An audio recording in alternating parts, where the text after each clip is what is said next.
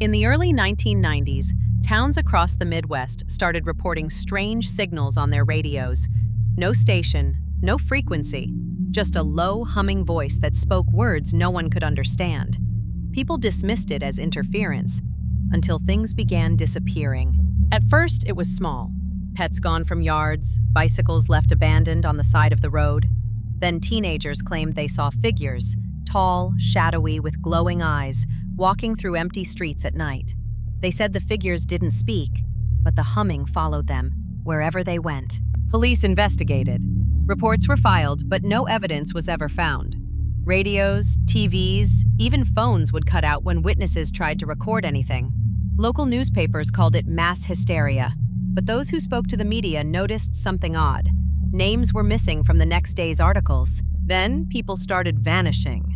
Not just pets or bikes, adults, children, entire families. In every case, the last thing anyone saw was a flicker of blue light through the windows and that low, humming voice. Security cameras showed nothing. Streets were empty, yet reports said someone or something was always there. Government agencies denied all involvement, but leaked files suggest otherwise.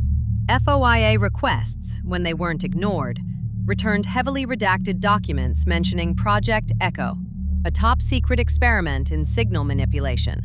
Some papers hinted the figures weren't human, or at least, not entirely. Survivors spoke in whispers. One man claimed he woke up to see a figure at the foot of his bed, eyes like liquid glass, humming a tune that made him remember things he never lived. A teenager reported the lights in the sky that followed his every move. Lights that weren't stars, planes, or satellites.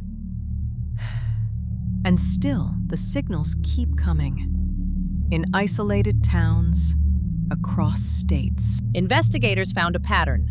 The disappearances always coincided with strange electrical readings, static on radio towers, and a silence that fell over entire neighborhoods for exactly 7 minutes. Residents who tried to leave would return hours later with no memory of where they had been. And those who refused to talk vanished. The most terrifying part?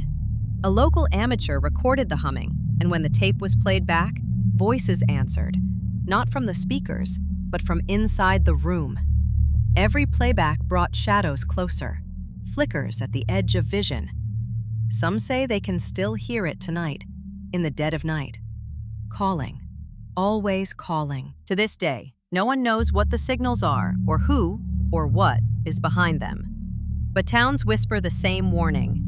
If your radio starts humming, don't answer, don't listen, and whatever you do, don't go outside.